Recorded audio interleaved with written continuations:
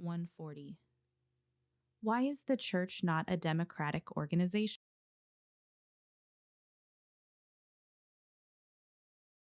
Democracy operates on the principle that all power comes from the people. In the church, however, all power comes from Christ. That is why the church has a hierarchical structure. At the same time, however, Christ gave her a collegial structure as well. When Jesus came and lived here on earth, he had the 12 apostles. Jesus led them, taught them, and explained things to them. During his time forming the apostles before he died, rose from the dead, and ascended into heaven, Jesus gave Peter the authority to lead. The rest of the apostles, through the Holy Spirit, continued to teach and preach what Jesus taught them. Who was the group's first pope? Peter. The rest of the apostles were the first bishops. When Peter was martyred, the group picked the next pope through the Holy Spirit's guidance.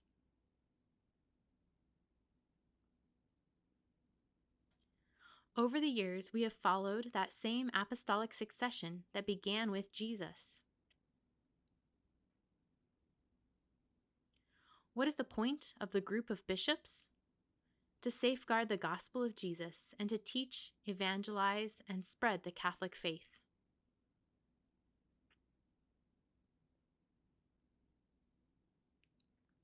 Actually, the Pope and bishops meet regularly for synods and councils to make decisions about various issues and situations related to the Church. However, remember this: the Pope has the authority to lead.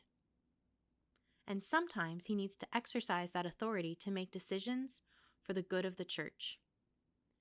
That is the hierarchy of the Church, with Christ as the head, who empowers the apostolic succession.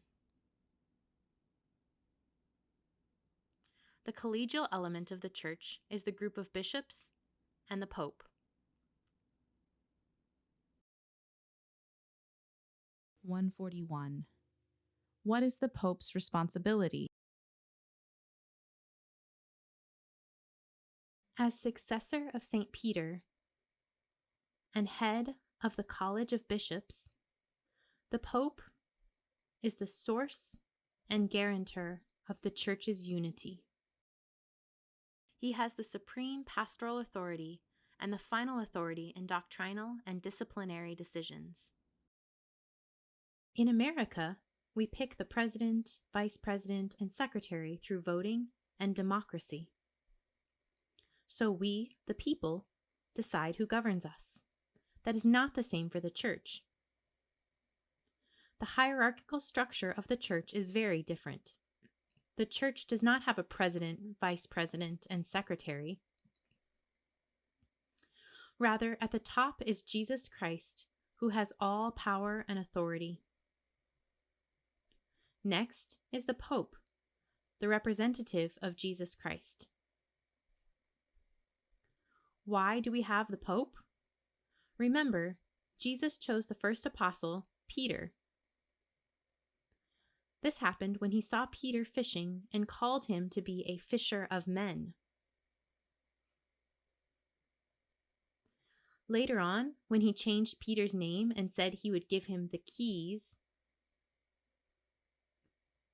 it signified that Jesus was choosing Peter to be the first pope, the leader of the Church. The Pope is a priest and teacher for the whole Church. The word pope, translated from Greek word papas, means father. The Pope is the earthly father of God's family. After Peter died, the apostles chose a bishop to take over the role as the next pope. This tradition has continued until today, and we still have a pope, Pope Francis.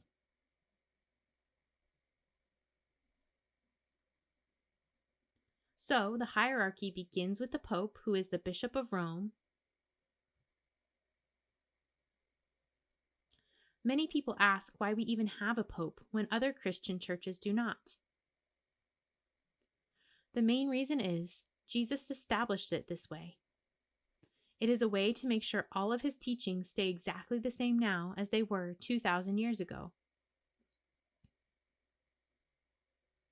Among the Pope's responsibilities are representing Jesus Christ, ensuring obedience and fidelity to the teachings of Jesus, acting as the head of all bishops around the world, protecting the universal church, maintaining unity among all Catholic churches in communion with Rome, and watching over, protecting, and ensuring the continued transmission of the Church's magisterium, the true teachings of our faith. If the Church deviates or experiences any struggle or confusion, the Pope can call a special council to ensure the Church maintains orthodox teaching. For example, just after Jesus ascended into heaven, there was a controversy that happened within the Church. The Jews who became Christian said the Gentiles must be circumcised like the Jews in order to convert to Christianity.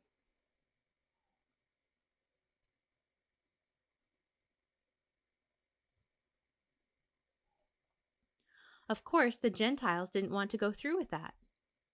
So, St. Peter, who was the Pope, called a meeting with all the apostles and discussed what to do. At that meeting, it was decided that Gentiles did not have to be circumcised in order to convert. Ever since then, anytime there is a significant controversy or any great confusion, the Pope has the authority to call a council or a special committee.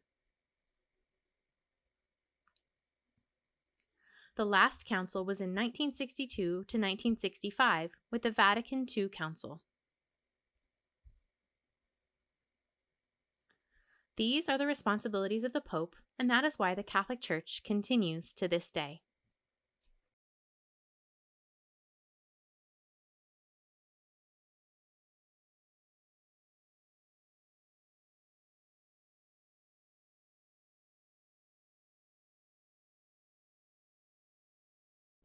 Hi, I'm Katie Locus.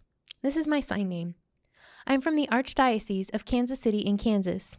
Thank you so much for watching our video this week. Hope to see you again next week. Bye!